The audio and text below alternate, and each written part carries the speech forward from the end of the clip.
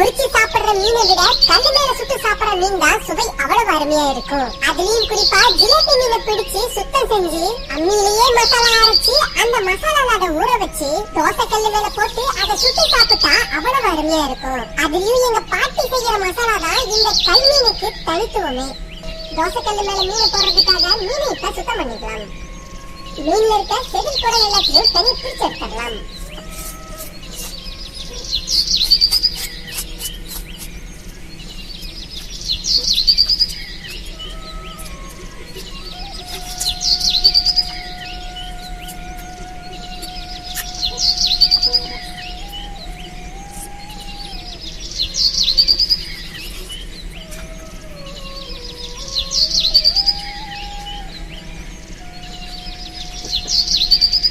தோசைக்கல்லு மேல போடுறதுக்காக பிடிச்சு வச்சிருந்த 5 ஜிலேபி மீனை பயன்படுத்திக்கிட்டோம். இப்ப கல் மீன் செய்யறதுக்கு தேவையான மசாலா பொருட்களை பார்க்கலாம். 4 பச்சை மிளகாய், 20 வரமிளகாய், 50 கிராம் வர கொத்தமல்லி, 1 ஸ்பூன் பெருஞ்சீரகம், 10 சின்ன வெங்காயம், 100 கிராம் சோளம், 2 வெள்ளைப்பூண்டு, இஞ்சி. மீன் இப்ப தயாராயிடுச்சு. மீனுக்கான மசாலாவை இப்ப தயார் பண்ண ஆரம்பிச்சிடலாம். வர கொத்தமல்லியை இப்ப அம்மியில வச்சு அரைக்க ஆரம்பிச்சிடலாம். வர கொத்தமல்லி கூடவே வரமிளகாய், பச்சை மிளகாய் ரெண்டையும் சேர்த்து நல்லா அரைக்க ஆரம்பிச்சிடலாம்.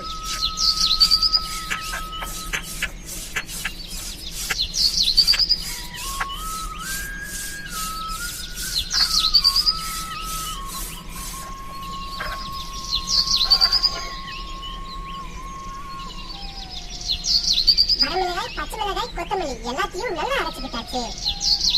இப்ப பெருஞ்சீரகம், சோளம், கறிவேப்பிலை இது எல்லாத்தையும் சேர்த்து நல்லா அரைக்க ஆரம்பிச்சிடலாம்.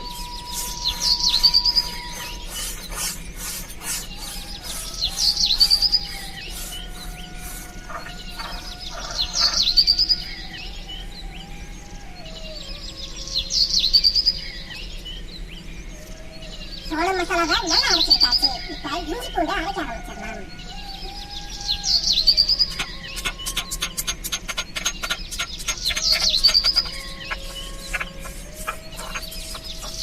இஞ்சி பூண்டு கூடவே நம்ம எடுத்து வச்சிருந்த சின்ன வெங்காயத்தையும் சேர்த்து நல்லா அரைக்க ஆரம்பிச்சிடலாம்.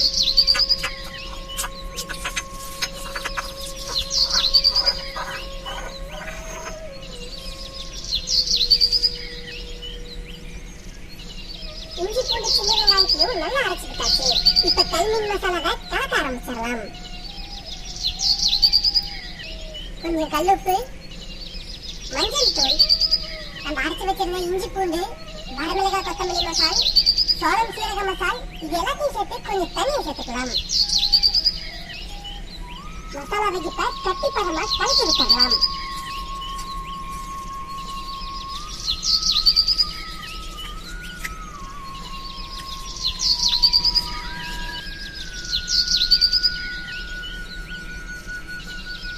இப்ப மீன் இது போல அறுத்து மசாலால போட்டு நல்லா பரட்டி ஊற வச்சிடலாம்.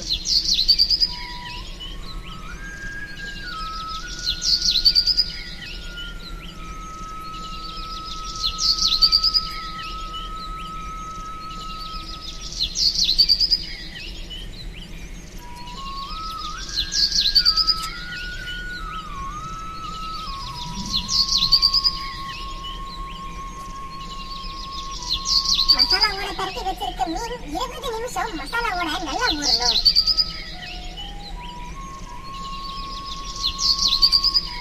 மீன் மசாலாவோட நல்லா ஊறினதும் இப்ப தோசைக்கல்லு மேல போட ஆரம்பிச்சிடலாம்.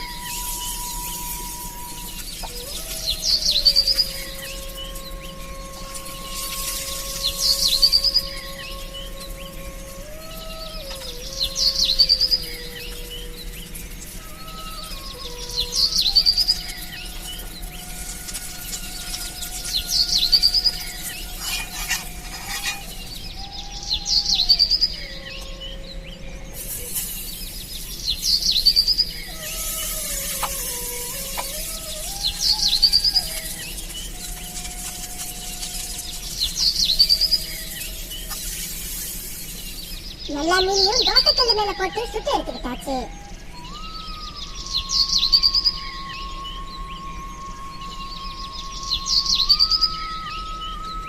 சுட்டு வச்ச மீனை வெங்காயத்தோட சேர்த்து இப்ப சாப்பிட ஆரம்பிச்சிடலாம்.